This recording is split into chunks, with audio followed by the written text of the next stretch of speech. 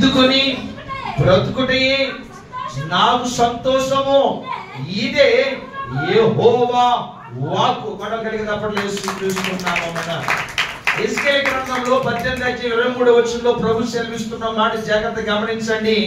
దుష్టులు మరణం నొందుడి చేత నాకు ఏమాత్రం సంతోషము కలుగన, తమ ప్రవర్తన దిద్దుకుని సరిదిద్దుకున్నవాడే హల్లెలూయా నాకు సంతోషాన్ని కలుగి చేస్తాడు. జాగ్రత్తగా గమనించండి. నీలో ఉన్న లోపాలు ఈరోజు సరిదిద్దుకోవాలి. దీని అంశం నీలో ఉన్న లోపాలు సరిదిద్దుకోవాలి. అందుకే యెహెజ్కేలు యొక్క గ్రంథంలో దేవుడు మాట్లాడుతున్న మాట, దుష్టుడు మరణం నొందుడి చేత నాకు ఏమాత్రం సంతోషము లేదు, కానీ దాన్ని సరిదిద్దుకున్న వాడే నాకు సంతోషాన్ని కలిగించాడు. అంటే ఏం సరిదిద్దుకోవాలి? మొదటిగా దేవుడు నీలో ఉన్న లోపాలు ఏంటో దేవుడు వాక్యం చేత నీతో మాట్లాడుతున్నప్పుడు ఆ మాటను నువ్వు లోబడి సరిదిద్దుకుంటే నా దేవుడు సంతోషాన్ని కలిగించేస్తాడు. చూద్దాం. కీర్తనకారుడు రాసిన అధ్యాయం 94వ కీర్తన 8-9 వచనం చదవండి ఒకసారి. ఏమన్నాడు అక్కడ? జనులలో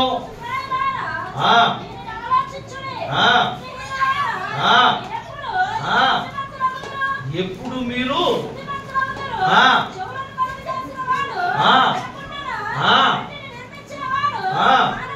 హల్లెలూయా. చెవును నిర్మించిన వాడు వినకుండా, కంటిని నిర్మించిన వాడు కానకుండా అని దేవుడు సెలవిస్తున్నాడు. అక్కడ మాట్లాడడం, సర్వజనుడారా బుద్ధి తెచ్చుకోండి, సర్వజనుడారా నా మాట విని మీరు బుద్ధి తెచ్చుకోండి అని చెప్పి యేసుక్రీస్తు ప్రభు వారు నీతో నాతో మాట్లాడుతున్నాడు. అందుకే చెవులు కలిగేసిన వాడు, చేతులు కలిగేసిన వాడు, సమస్తాన్ని కలిగేసిన వాడు దేవుడు ప్రత్యక్షమైన తర్వాత ఇద్దరు వ్యక్తులు మీకు చూపిస్తాడు. ఆ దేవుడు వారికి చెప్పిన విధానంలో వారిలో ఉన్న లోపాలు సర్దుద్దడానికి యేసుక్రీస్తు ప్రభు వారు అక్కడ మాట్లాడుతూ ఉంటే ఏమన్నాడో తెలుసండి? చూద్దాం. ఆదికాండము 4వ అధ్యాయము 1-3 వచనం చదువుదాం త్వరగా. ఆదాము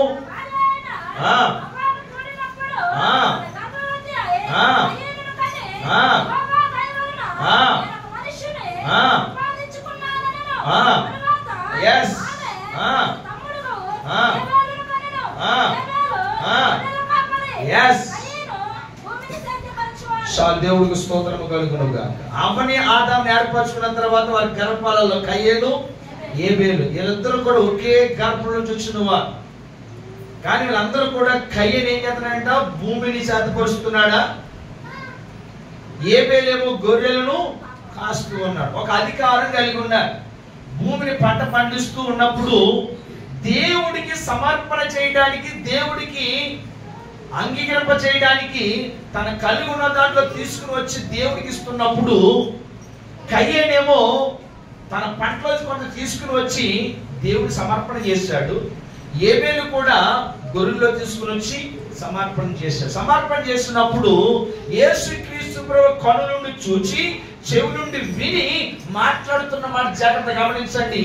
కయ్యేను యొక్క అర్పణ దేవుడు అంగీకరించలేదు, కానీ ఏబేలు యొక్క అర్పణ అంగీకరించారు. కారణం ఏమిటంటే మీరు ఆలోచన చేస్తే కయ్యేను మాత్రము శ్రేష్టమైనవి విత్తనాలు అక్కడ సమర్పణ చేయలేదు.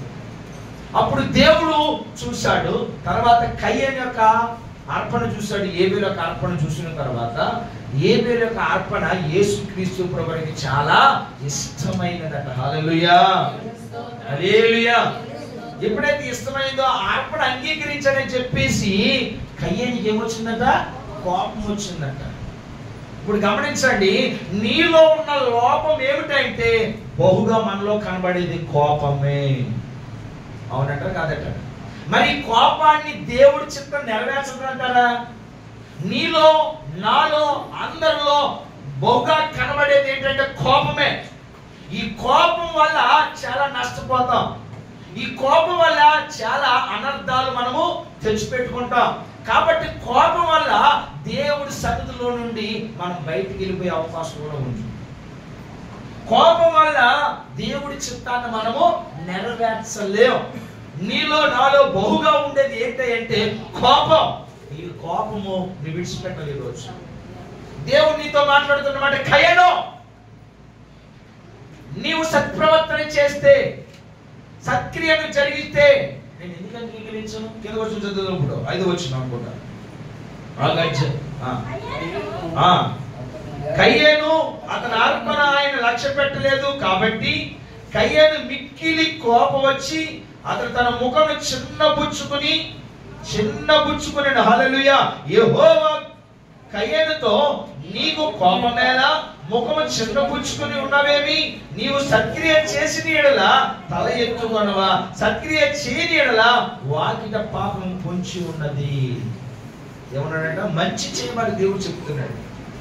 సత్క్రియ అనగా మంచిది కావాలి. ఏది కావాలి? అందుకే నీలో మంచి కావాలని దేవుడు కోరుతున్నాడు ఈరోజు.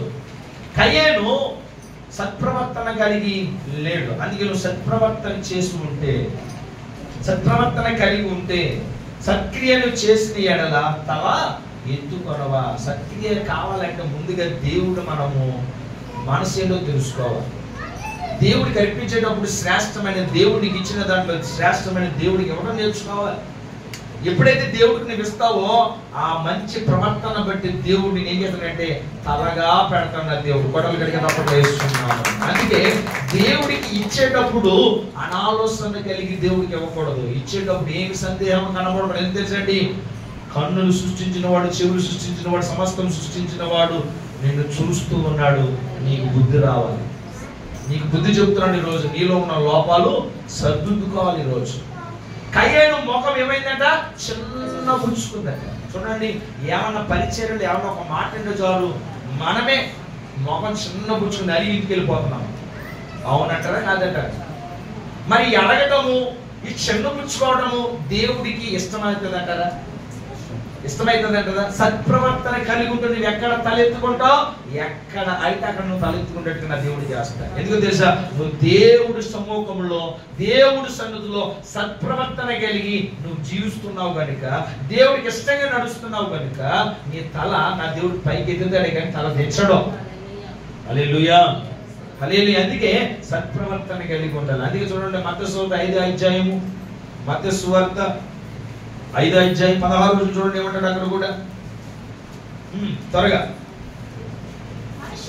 మనుషులు సత్క్రియలను చూచి పరలోకమందున్న మీ తండ్రిని మహిమపరిచినట్లు వారి ఎదుట నీ వెలుగు కొడలు కనుక తప్పట్లు వేసుకున్నాము. మనం ఏం చేయాలంట? సత్ప్రవర్తన ఎవరికి కనబడాలి? మనుషులు కనబడాలి. కయ్యేను యొక్క సత్ప్రవర్తన కనబడలే, కానీ ఏబేలు యొక్క సత్ప్రవర్తన దేవుడు చూశాడు కాబట్టి అర్పణ అంగీకరించాడు. గొడవలు కనుక తప్పట్లు వేసుకున్నాము. అందుకే మనుషులకి సత్ప్రవర్తన కనబడాలి, దేవుడికి సత్ప్రవర్తన కనబడాలి. అప్పుడు సత్ప్రవర్తన బట్టి దేవుడిని ఏం చేస్తాడు? తలగా పెడతాడు. ఒకవేళ నీలో సత్ప్రవర్తన లేదంటే నీకే కోపం వస్తుంది. నీలో మంచి సత్ప్రవర్తన కనబడట్లేదు కాబట్టి నీ ఇతరుల మీద కోపం వస్తుంది. ఆ కోపం వల్ల దేవుడి చిత్తము నెరవేర్చబడలేదు. హల్లెలూయా. నువ్వు దేవుడి దగ్గరికి ఎందుకు వచ్చావు? దేవుడి దగ్గరికి వచ్చి ఏమి సమర్పించడానికి వచ్చావు? నీలో ఉన్న సమస్తము దేవుడికి సమర్పణ చేసి ఆయన మహిమను పొందుకోవడానికి వచ్చినట్లయితే దేవుడు చెప్పిన మాట నువ్వు నేను కూడా వినాలి. యేసుక్రీస్తు ప్రభువు దగ్గరకు ఒక యవనస్తుడు వచ్చాడు. ఆ యవనస్తుడు వచ్చి ఏమన్నాడో చూద్దాం. మార్కు సువార్త 10వ అధ్యాయము 17వ వచనం త్వరగా. ఆయన బయలుదేరి మార్గమును పోవుచుండగా ఒకడు పరిగెత్తుకుని వచ్చి ఆయన ఎదుట మోకాలుని, సద్బోధకుడా, నిత్య జీవమునకు వారసునవుటకు నేను ఏమి చేయవలని ఆయన అడిగాడంట. హల్లెలూయా. ఒక యవనస్తుడు యేసు ప్రభు దగ్గరికి వచ్చాడు. యేసు ప్రభు దగ్గరికి వచ్చి అన్నాడు, అయ్యా సద్బోధకుడా, నిత్య జీవానికి వారసుడు కావాలని ఏం చేయమంటావు అన్నప్పుడు యేసు ప్రభు చెప్తున్న మాట జాగ్రత్తగా మీరు గమనించండి. 19వ వచనం, నరహత్య చేయవద్దు, వ్యభిచరించవద్దు, దొంగలింపవద్దు, అబద్ధ సాక్ష్యం పలకవద్దు, మోసపుచ్చవద్దు, నీ తల్లిని తండ్రిని సన్మానించు అని ఆజ్ఞ నీకు తెలియదు కదా.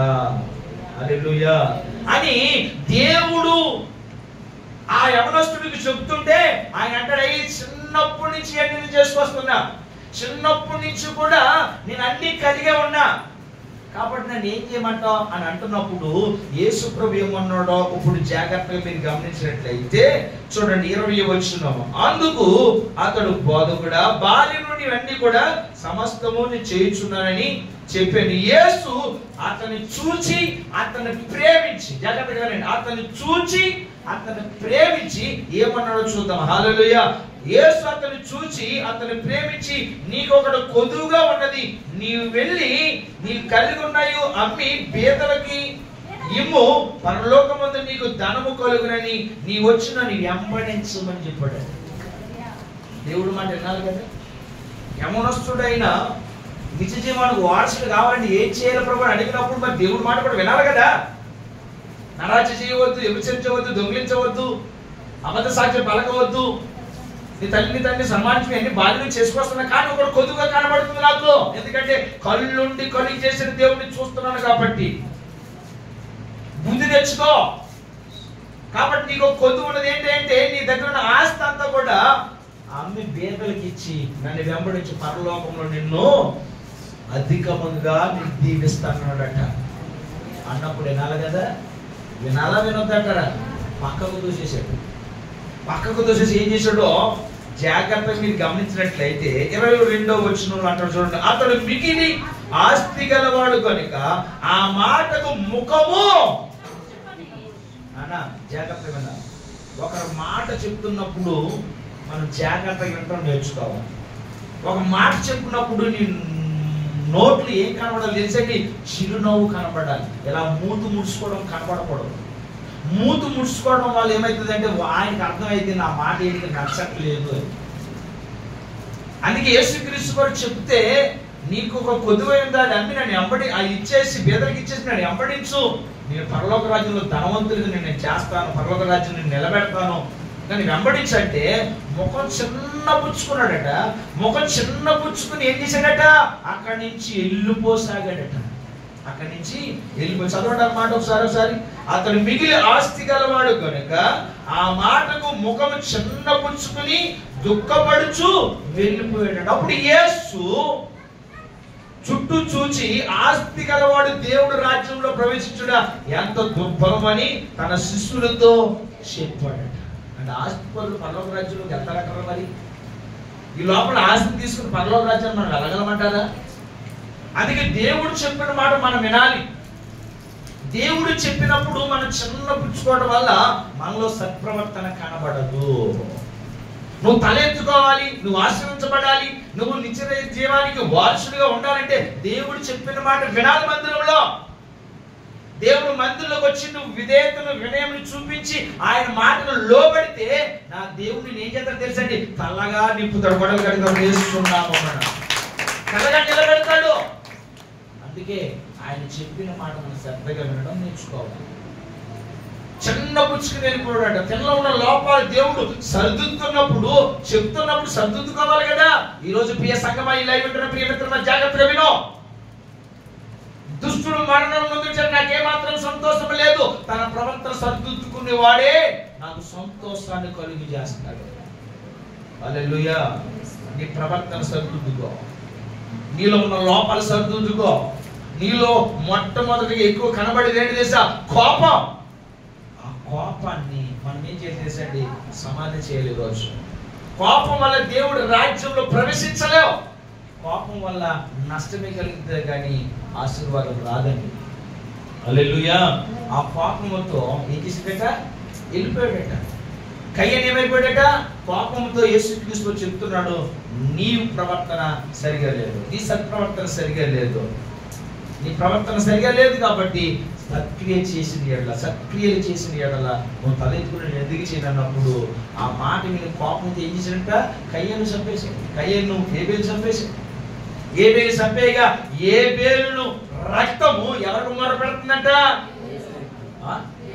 దేవుడికి మొర పెడుతుంది. ఎవరు మొర పెడుతుందంట? దేవుడికి మొర పెడితే మరి దేవుడు విన్నాడా వెళ్ళలేదా? రక్తం యొక్క స్వరమే దేవుడు వింటే సజీవంగా నిలిపి నిత్యము కాపాడుతున్న దేవాది దేవుడి దగ్గర నువ్వు ప్రార్థన చేస్తే నీ ప్రార్థన దేవుడు ఎందుకన్నాడు? నా మాట మీకు అర్థమవుతుందండి. ఆ రక్తము మొర పెడుతుందట. ఆ రక్తము మొర విని కయ్యేను దగ్గరికి యేసు వచ్చి, కయ్యేనో నీ తమ్ముడైన ఏబేలు ఎక్కడ అంటే ఏమన్నాడట, నేను కాపలవాడినా అని అన్న కాపలా పెట్టావా ఏమో నాకు తెలీదు అన్నప్పుడు హల్లెలూయా, అప్పుడు యేసుక్రీస్తు కూడా అవకాశం ఇచ్చాడు అవ్వలేదా? యేసుక్రీస్తు సర్దుకోవడానికి సమయం ఇచ్చాడు ఇవ్వలేదా? అడిగాడా అడగలేదా? అడిగాడు. అడిగినప్పుడు కూడా కయ్యని ఏం చేసుకున్నాడట, తోసేసుకున్నాడు. ఈరోజు ప్రియ సోదరి దేవుడి దగ్గరకు వస్తున్నావు, నీలో ఉన్న తప్పులు సర్దుకోమంటే సర్దుకోకుండా వెళ్ళిపోతున్నావు, దానివల్ల నీకు నష్టమే కానీ ఆశీర్వాదం కాదు. దేవుడి దగ్గరకు వచ్చి నిత్య జీవన వారసుడు కావాలన్నప్పుడు ఈ యవనస్తుడు ఎలాగైతే చిన్న పుచ్చుకుని వెళ్ళిపోతున్నాడో నువ్వు కూడా అలాగే వెళ్ళిపోతే దేవుడి రాజ్యం ప్రవేశించలేవు. నువ్వు నేను దేవుడి రాజ్యంలో ప్రవేశించాలంటే ఆయన చెప్పిన మాట మనం శ్రద్ధగా వినాలి, ఆయన వెంబడించాలి. పొడవ గడిగే తప్పట్లు వేసుకున్నాను. ఆయన చెప్పిన మాట విని వెంబడిస్తే ఆయన నీకు నాకు మంచి మార్గం చూపిస్తాడు, మంచి మార్గం చూపిస్తాడు. అందుకే నీ యొక్క సత్ప్రవర్తన జాగ్రత్తగా ఉండాలి. మనుషులు కనబడాలి, దేవుడు కనబడాలి, అంతే తప్ప కానీ ఇతరుల వల్ల నీవు కోపం తెచ్చుకున్నట్లయితే ఆ సత్ప్రవర్తన మంచిగా దేవుడి మందిరంలో చూపించకపోతే ఒకరి ఏళ్ళ ఒకరి ప్రేమ ఎలా పుట్టుకుందో చెప్పండి. అందుకే కయ్యేను ఏబేలు మధ్య ఏం లేదట, సత్ప్రవర్తన కనబడలేదా రెండు మధ్య కూడా. అందుకే యేసు ప్రభు అన్నాడు, నువ్వు సత్ప్రవర్తన కలిగి ఉంటే సత్క్రియ చేసి నువ్వు తల ఎత్తుకుంటావు కదా, నువ్వు తల దించుకున్నావు అంటే కారణం ఏమిటి? నీలో తప్పు కనబడుతుంది. అందుకే సహోదరులు జాగ్రత్తగా వినో. దేవుడు చెప్పిన మాట మనం వినడం వల్ల మనకు ఆశీర్వాదం. దేవుడు వాక్యం విని మన జీవితం సర్దుకోవడం వల్ల దేవుడు సంతోషపరిచిన వారుగా మనం ఉంటాం. దేవుడికి స్తోత్రము కలుగును గాక. హల్లెలూయా, హల్లెలూయా. మరి దేవుడు మనం సంతోషపరచాలంటే మనలో ఉన్న లోపాలు ఏది దేవుడికి సమర్పణ చేయాలా చేయకూడదు అంటారు, మీరు చెప్పండి. అందుకే సామెతల గ్రంథము 1వ అధ్యాయం, సామెతల గ్రంథం 15వ అధ్యాయము 1-2 వచనం చదువుతారుగా. సామెతల గ్రంథము ఇదంటమ్మా, మృదువైన మాట క్రోధమును చల్లార్చును, నొప్పించు మాట కోపమును రేపును, జ్ఞానము కలిగిన నాలిక, జాగ్రత్తగా జ్ఞానము కలిగిన నాలిక బుద్ధిహీనుల నోరు మూఢ వాక్యములను. ఎవరివి?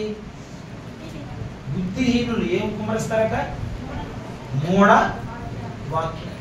ఏవో చెప్పుకొస్తూ ఉంటారు. మంచి మాటలు చెప్పిన వాళ్ళు బుర్రకెక్కవు, మూఢ వాక్యాలు వింటారు. మంచి మాటలు ఉంటారు. కింద వచ్చి చదివినాడు, అది యెహోవా కన్నులు ప్రతి స్థలం మీద ఉండును, చెడ్డవారిని మంచివారిని కోడలు గడిగా తప్పట్లు చూస్తున్నాను. మంచివారిని చూస్తున్నాయి, చెడ్డవారిని చూస్తున్నాయి. కయ్యేని చూసాయి, ఏబేలుని చూసాయి, యవనస్తుని చూసాయి. హల్లెలూయా. జాగ్రత్త గమనించండి. చూసిన ఆ కన్నులు ప్రతి వ్యక్తిని కూడా, నిన్ను నన్ను కూడా ఏం చేస్తాయండి? యెహోవా కన్నులు చూస్తూ ఉన్నాయి. కింద వచ్చి చదువున్నాను. ఇప్పుడు సాత్వికమైన నాలిక జీవవృక్షం గొడవలు కడిగిన అప్పట్లో వేస్తున్నాము. ఈ సాత్వికం ఉండాలి. ఈ సాత్వికం గొప్ప భక్తుల్లో మనం చూస్తాం, మోసేలో మనం చూస్తాం.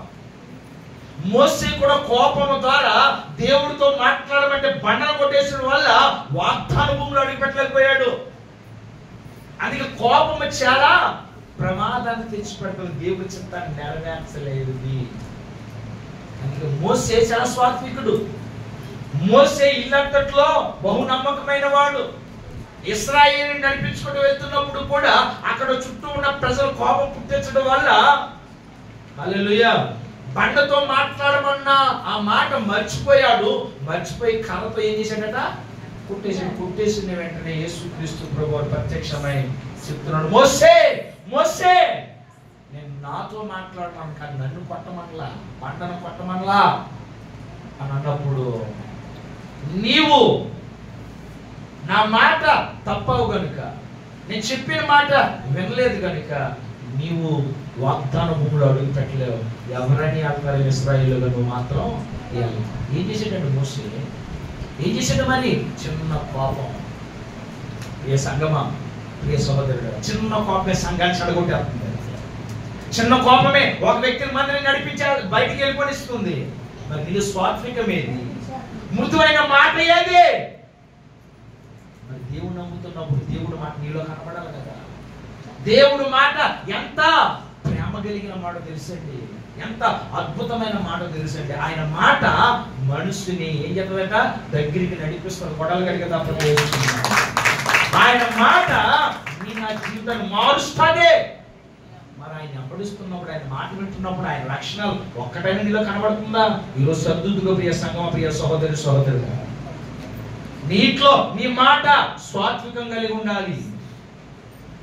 సంఘంలో నీ మాట ఒకరికి ఇష్టమైనట్టుగా మాట్లాడాలి. నీకు నచ్చినట్టుగా ఉంటే చెట్టు అవ్వదు, దేవుడికి నచ్చినట్టుగా ఉండాలి. నేను చెప్పిందే వేదం అంటే కుదరదు. దైవజనుడు చెప్పిన మాట నెరవేర్చబడాలి.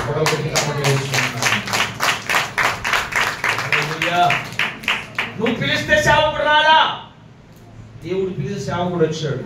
ఆయన మాట సేవకుడు వినాలా. అందుకే చెప్పాడు, జాగ్రత్తగా వినో. కోపం వల్ల నువ్వు చెడగొట్టేస్తున్నావు. మరి కోపం మాని సర్దుకోవడం వల్ల దేవుడు ఎంత సంతోషిస్తాడో. హల్లెలూయా, హల్లెలూయా. మరి నీవు నేను కూడా ఏం తెచ్చుకోవాలి? ఈరోజు నీలో ఉన్న లోపాలు సర్దుకుని బుద్ధి తెచ్చుకుని ఆయన ఎదుట నిలబడితే ఎంత సంతోషం అండి, ఆయనకి ఎంత సంతోషం. అందుకే దేవుడు అంటున్నాడు, మాట జాగ్రత్తగా వినండి. ఒక వ్యక్తిని మీరు చూపిస్తాను. లోకసువార్త 15వ అధ్యాయం, లోకసువార్త 15వ అధ్యాయం, లోకసువార్త 15వ అధ్యాయం 17వ వచనం 18వ వచనం చదువుదాం. చూద్దాం ఆయన ఎలా ఉన్నాడు. అయితే బుద్ధి వచ్చినప్పుడు వారు నా తండ్రి యొక్క ఎంతో మంది కూలివాండ్రకు అన్నము సమృద్ధిగా ఉన్నది, నేనైతే ఇక్కడ ఆకలి చచ్చిపోచున్నాను. నేను లేచి నా తండ్రి యొద్దకు వెళ్ళి, తండ్రి, నేను పరలోకమునకు విరోధముగాను నీ ఎదుటను పాపము చేసి తిని. కొడలు కడిగినప్పుడు లేచి చూస్తున్నాము. హల్లెలూయా. ఎవరికి వచ్చిందంట? బుద్ధి వచ్చిందంటే ఎవరైనా తప్పుపోయిన చిన్న కుమారుడు తండ్రి దగ్గర ఆస్తి తీసుకుని పోయి దురప్రాయాలకి వ్యాపకం వాడేసుకుని నాశనం చేసుకుని తిండి లేక తిప్పల పడుతూ ఆకలి దప్పులతో ఉన్నప్పుడు ఆహారం లేక ఎవరు గుర్తొచ్చాడట? తండ్రి గుర్తొచ్చాడట. అప్పటి వరకు తండ్రి గుర్తురాడా? ఇదే సంగతి జాగ్రత్త వినండి. కష్టం ఉన్న చేపు ఈ చిన్న సేవడు గుర్తొస్తున్నాడు. కష్టం పోయిన తర్వాత ఈ చిన్న సేవకు గుర్తు రావట్లా చాలా మందికి. బాధ వచ్చినప్పుడు బాగా గుర్తొస్తున్నాడు, బాధ రానప్పుడు సేవకుడు ఏంటో కూడా తెలియట్లేదు కొంతమంది. జాగ్రత్తగా వినండి. తప్పుపోయిన చిన్న కుమారుడు దూరంగా వెళ్ళిపోయి ఆకలితో అలమాడుతున్నప్పుడు ఎవరు గుర్తొచ్చాడట? తండ్రి గుర్తొచ్చాడట. హల్లెలూయా. తండ్రి దగ్గరికి వెళ్ళడానికి ఏమొచ్చిందట? ఆయనకి బుద్ధి వచ్చిందట. మందిరానికి రావడానికి వారు రాలేదు. అయ్యారు ఏదనుకుంటాను మానేస్తారట కొంతమంది. నేనేమనుకుంటాను, యేసు ఏమనుకుంటాడు అది ఆలోచించండి ముందు. నేను ఎందుకు అనుకుంటాను? మీరు రావడమే నాకు కావాలి. మీరు వచ్చి దేవుడు మాట విని చక్కగా మీరు ఆయన ఎదుట సంతోషంగా ఉండడమే నాకు కావాలి. ఒక వారం రాలేదు, 2 వారాలు రాలేదు, 3 వారాలు రాలేదు, నేను ఎందుకు అంటాను? నువ్వు రావడమే కదా నాకు సంతోషం, దేవుడు సంతోషం. నాకు కావాల్సింది ఏంటి? నీ వాక్యాన్ని, దేవుడు వాక్యాన్ని బోధించి నీ సక్కని మార్గం నడిపించడమే నా పని. అంతేగాని నీలో ఉన్న లోపాలు ఎత్తి చూపించి నేను ఇతరులకి ఏలకరంగా చేసి నిన్ను అవమానపరచడం కాదు నిన్ను పిలిచింది. దేవుడి సన్నిధిలోకి వచ్చి నీ ప్రవర్తన సర్దుకుని చక్కగా ఎదుట నిలబడి ఆత్మతో సత్యంతో ప్రభుని ఆరాధిస్తావని. హల్లెలూయా, హల్లెలూయా. కాబట్టి జాగ్రత్త. ఈ చిన్న కుమారుడు వచ్చి, తండ్రి నీకును పరలోకానికి విరోధంగా పాపం చేశాడయ్యా, నన్ను క్షమించని ప్రార్థన చేయడానికి బైబిల్ వస్తున్నాడట. హల్లెలూయా. మరి బైబిల్ వచ్చినప్పుడు ఆ తండ్రి ఏం చేశాడో చూద్దాం. 21వ వచనం లేదా 20వ వచనం. వాడికా దూరంగా ఉన్నప్పుడు ఆ తండ్రి వాడిని చూచి కనికరపడి పరిగెత్తుకుని వచ్చి వాడి మెడ మీద ముద్దు పెట్టుకొనెను. అప్పుడు ఆ కుమారుడు అతనితో, తండ్రి నేను పరలోకమునకును విరోధముగా నీ ఎదుట పాపము చేసింది కనుక ఇక మీద నీ కుమారుడు అనిపించుకోవడానికి యోగ్యుడును కాను. జాగ్రత్తగా అని అంటున్నప్పుడు తండ్రి తోసేసాడండి. తండ్రి చిచ్చి నా ఆస్తులు సగం భాగం తీసుకుపోయావు అని చెప్పేసి అసహించుకున్నాడా? పాడు చేసుకున్నాడు నీ జీవితాన్ని, వెళ్ళిపోయి గెట్టేశాడా? గెట్టేలేదే. ఆ తండ్రి మేడ మీద పడి ముద్దు పెట్టుకుని కనికరించి ఇంటికి తీసుకొచ్చి ప్రశస్త వస్త్రము ధరించి ఉంగరం పెట్టి చెప్పులు తొడిగించి ఒక మేకను వధించి విందు చేస్తున్నాడట. దేవుడికి స్తోత్రము కలుగునుగా. ఏం చేస్తున్నాడట? విందు చేస్తున్నాడు. విందు చేస్తున్నప్పుడు జాగ్రత్తగా గమనించో, అక్కడికి పెద్ద కుమారుడు వచ్చాడట. ఎక్కడ వచ్చాడట? ఇంటికి వారసుడు వచ్చాడు. ఇంటి వారసుడు వచ్చాడు. ఇంటి వారసుడు రాగానే ఏమైంది చూద్దాం. కింద వచ్చిన హల్లెలూయా. కొన్ని నిమిషం చూద్దాం. దేవుడికి స్తోత్రం. 25 వచ్చిన. అప్పుడు అతని పెద్ద కుమారుడు పొలంలో ఉండెను. వాడు పొలము నుండి వచ్చి ఇంటి దగ్గరికి రాగా వాద్యములు నాట్యము జరుగుట విని దానిలో ఒకని పిలిచి ఇవి ఏమిటి అని అడుగుగా ఆ దాసుడు అతనితో, నీ తమ్ముడు వచ్చి ఉన్నాడు, అతడు తన యొద్ద సురక్షితముగా వచ్చున్నదన నీ తండ్రి కొవ్విన పశువును వధించును. అయితే అతను కోపం పడి లోపలికి వెళ్ళక పోయిన గనుక అతని తండ్రి వెలుపలికి వచ్చి లోపలికి రమ్మని బతిమాలుతున్నాడు. ఏమండి, ఇది ఎవరి న్యాయమా? ఎవరు బతిమాలుతున్నారట? తండ్రి బతిమాలుతున్నాడు. ఎవరిని? అదే అయిపోయింది నా బతుకు. బతిమాలుతుంటే ఏమాత్రం చెప్పండి కొంతమందికి. నేను రాను, నన్ను అలాగన్నారు వాళ్ళు, ఇలాగన్నారు వీళ్ళు, నేను అందుకే రానయ్యా. వాళ్ళ మొఖాలు చూడాలి కదా, నేను వాళ్ళ మొఖం ఎవరు చూడమని నిన్ను. ఇక్కడి నుంచి దూరంగా వెళ్ళిపోయి నా తమ్ముడు ఆయన ముఖం ఎలా చూడాలి? కళ్ళెడు చూడు. తప్పుపోయి నీ తమ్ముడే కదా, రక్త సంబంధే కదా, నీవు ఆయన కూడా ఒకే గర్భంలోకి బయటకు వచ్చారు కదా. మరి చూడండి, వీళ్ళిద్దరి మధ్య ఏమున్నదట? పాపం పని చేస్తుంది. సంఘంలో తల్లులో మీ ఇద్దరి మధ్య పాపం ఉండకూడదు. ఏముండాలా? ప్రేమ ఉండాలి. ప్రేమ లేనివాడు దేవుడు వాడు కాదు. ప్రేమ కలిగిన వాడు దేవుడు వారసుడు. హల్లెలూయా, హల్లెలూయా. అందుకే గమనించే, ఈయన బయటికి వెళ్ళిపోయాడు. ఎక్కడికి వెళ్ళిపోయాడట? బయటికి వెళ్ళిపోయి కోపంతో ఉంటే తండ్రి అన్నాడు, కుమారుడా నువ్వు లోపలికి రమ్ము అంటే, నేను రా.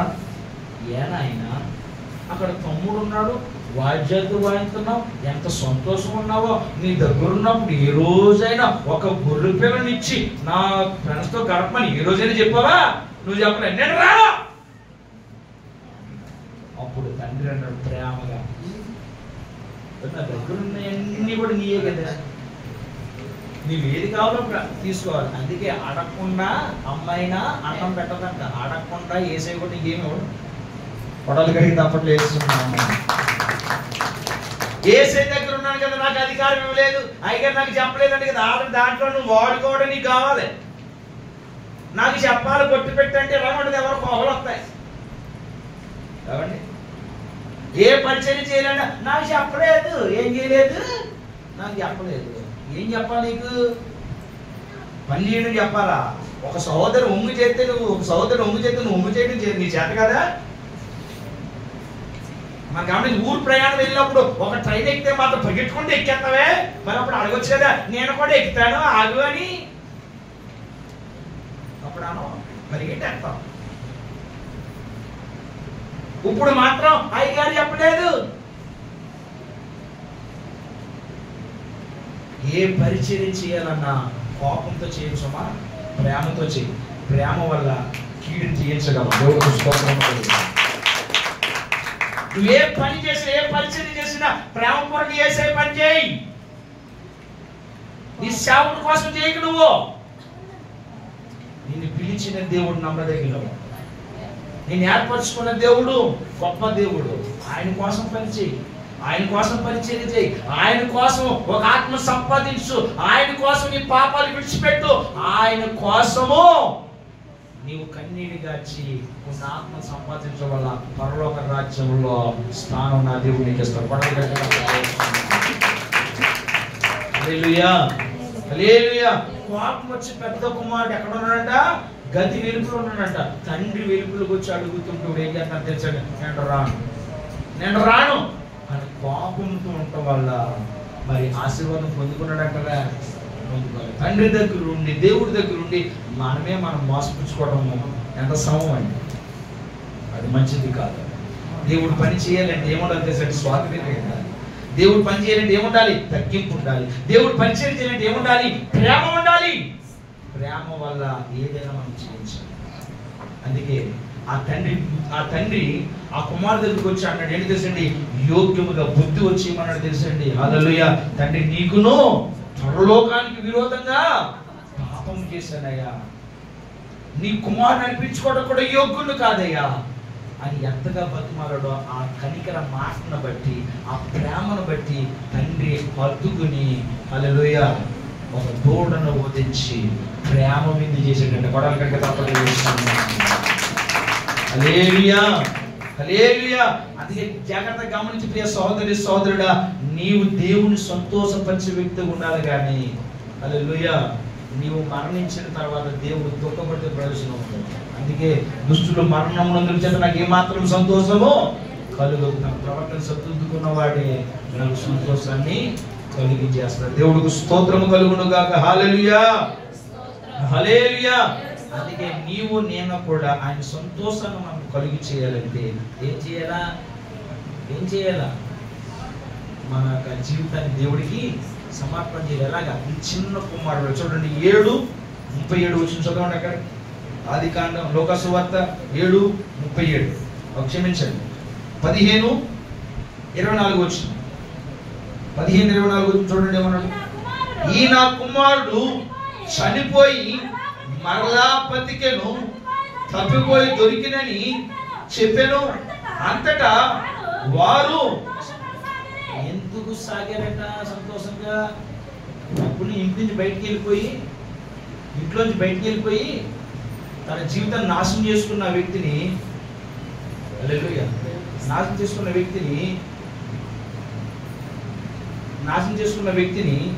ఏమండి తన జీవితాన్ని మరలా తండ్రికి అంకితం చేసుకున్నాడు. పడవ కలిగి అర్థం చేసుకున్నాడు.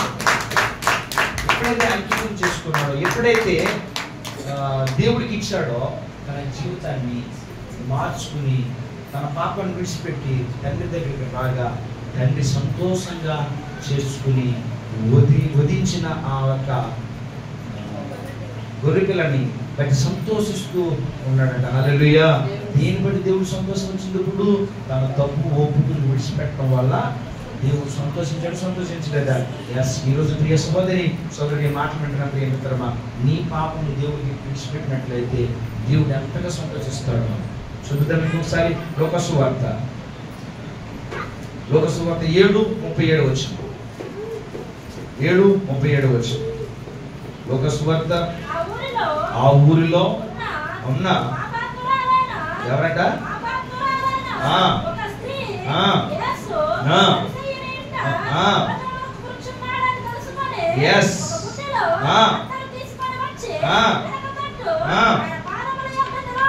ఏం చేసిందంటే ఎవరంటారు? ఒక పాపాత్మురాలు ఎక్కడికి వచ్చిందంట?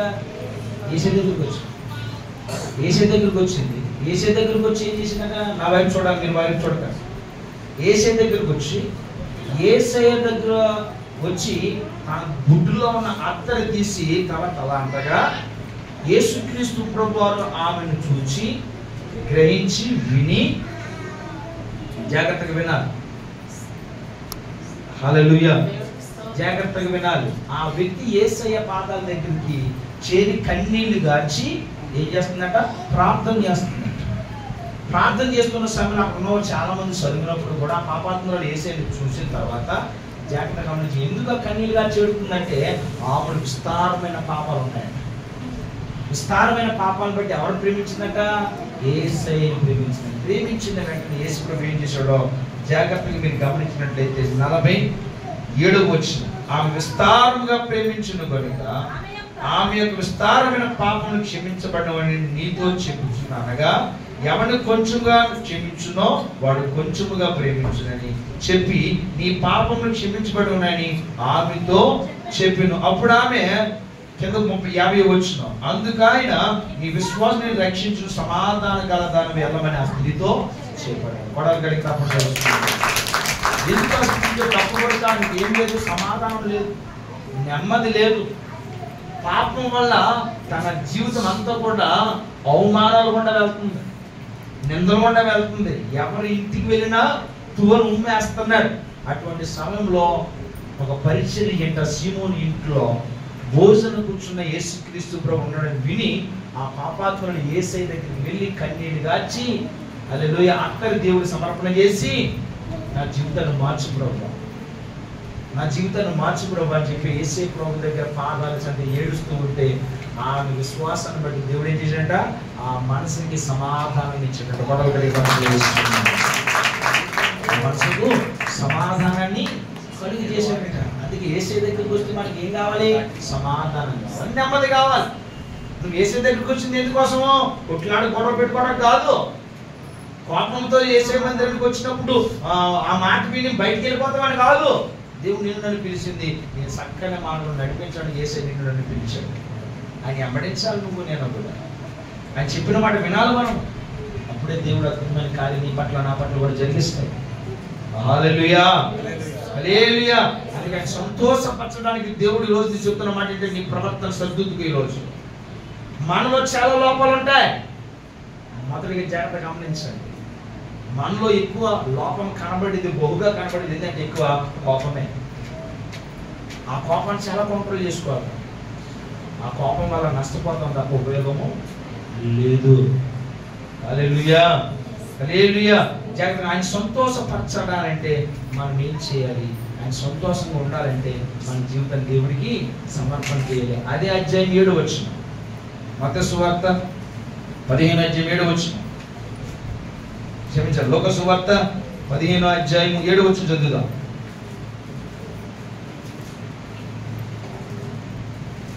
లోక సువార్త 15:7 అటువలే మారు మనసు అక్కరలేని 99 మంది నీతిమంతుల విషయమై మారు మనసు పొంది ఒక పాపి విషయమై పరలోకమందు ఎక్కువ సంతోషము పడవగలిగే తప్పట్లేదు. అందుకే ఒక దుష్టుడు మరణం నొందిన చేత నాకు ఏమాత్రము సంతోషము కలుగునా, తన ప్రవర్తన దుద్దుకుని నా మార్గం నడిస్తేనే కదా నాకు సంతోషం. దేవుడు నువ్వు నేను సంతోషపరచాలంటే ఈరోజు నీ జీవితాన్ని దేవుడికి సమర్పణ చేయాలి. ఎప్పుడైతే నువ్వు సమర్పణ చేస్తావో నా దేవుడు నేను ఏం చేస్తాడు, అద్భుతమైన కార్యం నా పట్ల నీ పట్ల జరిగిస్తాడండి. అందుకే మనిషికి ఏమి ఉండకూడదట, కోపం ఉండకూడదు, దేశం ఉండకూడదు, అసలు ఉండకూడదు, కుళ్ళు ఉండకూడదు. ఒకరినొకరు ఎడల సర్దుకుని, ఒకరినొకరు పురుకొలుపుకుని, ఒకరినొకరు ముందుకు సాగాలే తప్ప వేరే విధంగా ఉంటే మాత్రం దేవుడు ఒప్పుకోడు, నీ మీదకి రాడు.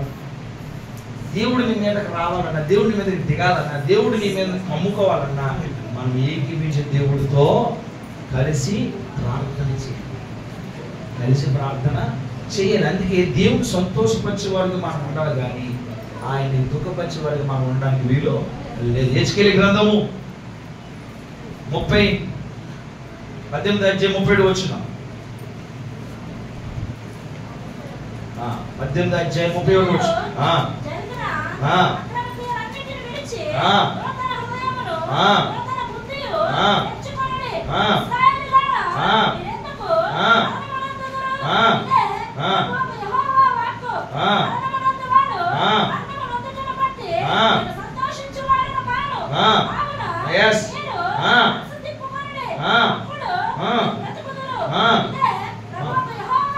ఇదే ప్రభువైన యెహోవా వాక్కు. ఎందుకంటే ఈ మాట మనసు తిప్పుకోవాలి, నూతన పరచబడాలి. ఎప్పుడైతే తప్పుపోయిన కుమారుడు నూతన పరచబడ్డాడో పాపలు వచ్చింది చాలా మంది. అదే మన ఇంట్లో ఎవరైనా బాత్రూమ్ తీసుకోవాలంటే అప్పుడు ఎందుకు తీసుకుంటారు, ఇంకా ముసలివా నువ్వు, ముసలితనమైనా తీసుకుంది. ఎవరు ఒకరు పెళ్లి ఇప్పుడు ఎవరొస్తున్నా పెళ్లి చేసుకోవాలి కాబట్టి మళ్ళీ ఎవరైనా పిల్లనివ్వడం పిల్లవాడు ఎవరు కాబట్టి బాత్రూమ్ తీసుకోకు నువ్వు. మరి దేవుడు ఎంత సంతోషపడతాడు ఇలాగైతే. బాప్తిజం తీసుకోవడానికి యవనస్తులుగా దేవుడి సేవలు వాడబడాలని దేవుడు నీకు రక్షణ ఇస్తుంటే రక్షణ మనం ఏం చేసుకుంటామంటే తోసేసుకుంటున్నాం. ఆ రక్షణ నీకు ఎలా ఉంటుంది తెలుసండి? అగ్ని ప్రాకారం ఉంటుంది. కుడుము కానీ ఎడమ కానీ తృప్తి వెళ్ళకుండా ఉండాలి. అందుకే ఆయన సంతోషపరచాలంటే నీ మనసు మారాలి. మనసు మారి దేవుడికి సమర్పణ చేసి ఉంటే ఆ దేవుడు ఏంటో తెలుసండి, నిన్ను ఎట్టి ప్రమాదంలో తప్పించిన నా దేవుడు చాలిన వాడు. అందుకే మనసు తీసుకొని నా తట్టుకు తిరగండి, మీరు నూతన పరచబడండి. ఇదే ప్రభువు యెహోవా వాక్కు అని దేవుడు ఎందుకు మాట్లాడుతున్నాడు? ఆయన వాక్కు నీతో చెప్తున్నప్పుడు వినాలి. హల్లెలూయా. వినడం వల్ల మనము జీవితాలు గొప్పగా మార్చబడే అవకాశం కూడా ఉంటుంది. సామెతల గ్రంథం 17:20 వచ్చి చదువుకుందాం. సామెతల గ్రంథము 17:10-11 వచనాలు. సామెతల గ్రంథము 17:10-11 వచనాలు చదువునా. బుద్ధిహీనునికి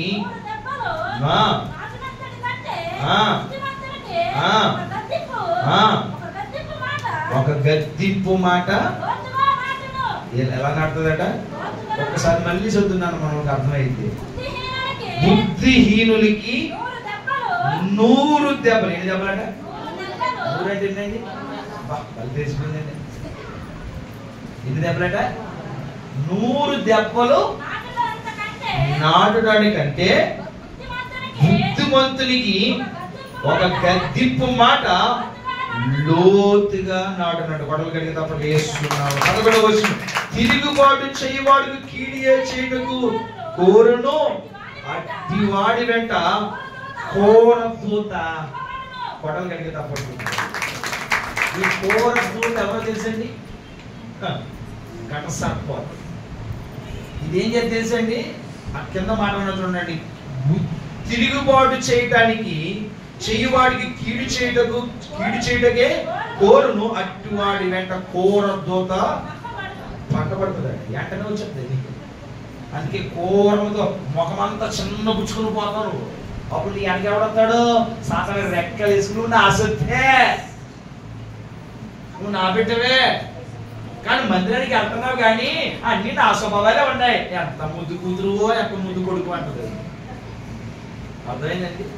అందుకే నీ మొహం చిన్న పుచ్చుకోకూడదు. దేవుడు మందిలో పడితే నీ 16 పళ్ళు కనబడాలి. ఎవరికి? యేసయ్య. నీ మొహం చిన్న పుచ్చుకుని దేవుడి మందిరంలో ఆరాధిస్తామని శక్తి అవ్వదు.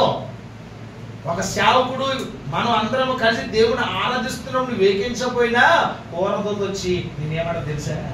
నువ్వు నా శక్తే, మాట్లాడదు, నువ్వు ఆరాధన చెయ్యి, చేతులు ఎత్తకో. పక్కన చూడు ఎంత ఆరాధన చేసినా నువ్వు మాత్రం అలాగే చూడు. ఎందుకంటే ఆమెను కూడా నీ ఫ్రెండ్గా చేస్తానంట. అప్పుడు నువ్వేం చేస్తావు? నీ మాట వింటానులే, ఆయన మాట వినండి నేను. ఎందుకంటే ఆ పక్కన చేతులు ఎక్కలేదు కాబట్టి ఈమె ఎక్కితే ఈమె అనుకుంటుంది, ఈమెకు భయం. ఎందుకంటే అందుకే ఇద్దరు ఫ్రెండ్స్ అయ్యి ఏకీవించవు. అందుకన్నాడు, యాలయనగా నా నామమున ముగ్గురు ఎక్కడ ఏకీవించి కూడు ప్రార్థన చేస్తారు వారి మధ్య నివాసమై ఉంటా.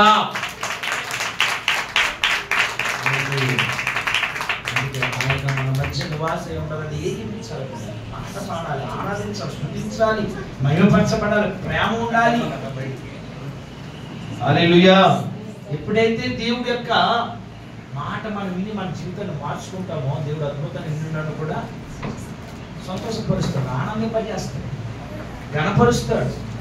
అందుకని సంతోషపరిచే వారిగా ఉండాలి కానీ అవమానపరిచే వారిగా మనము ఉండడానికి దేవుడు చాలా గొప్పవాడు. దేవుడు సంతోషపరచాలంటే మన యొక్క మనసు తిప్పుకోవాలి. చూడండి హెజ్కేలు గ్రంథం 11వ అధ్యాయం. హెజ్కేలు గ్రంథము 33:11 చదువుదాం, ముగించుకుందాం. 33:11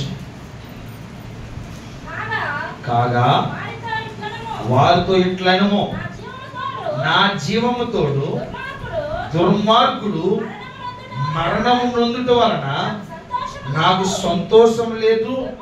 దుర్మార్గుడు తన దుర్మార్గత నుండి మరలి బ్రతుకుట వలన నాకు సంతోషము. మరలాలి, కోపంలో నుంచి మరలాలి, నీ తప్పులో నుంచి మరలాలి, నీ పాపంలో నుంచి విడిచి మరలాలి. ఎవరి కోసం? యేసుక్రీస్తు. యేసుక్రీస్తు ప్రభువు తట్టు మరలి నువ్వు ప్రార్థన చేస్తే నా దేవుడు చాలా సంతోషిస్తాడు. లేటెస్ట్ ప్రేయర్ ఎవ్రీవన్, అందరూ కలిసి ప్రార్థన చేద్దాం. ఆయన తట్టుకు మరలి మనసు ఆయన సమర్పణ చేసి ప్రార్థన చేద్దామా? లేటెస్ట్ ఎవ్రీవన్ ప్రార్థన చేసుకుందాం. అడుగుదాం. స్తోత్రం కలిసి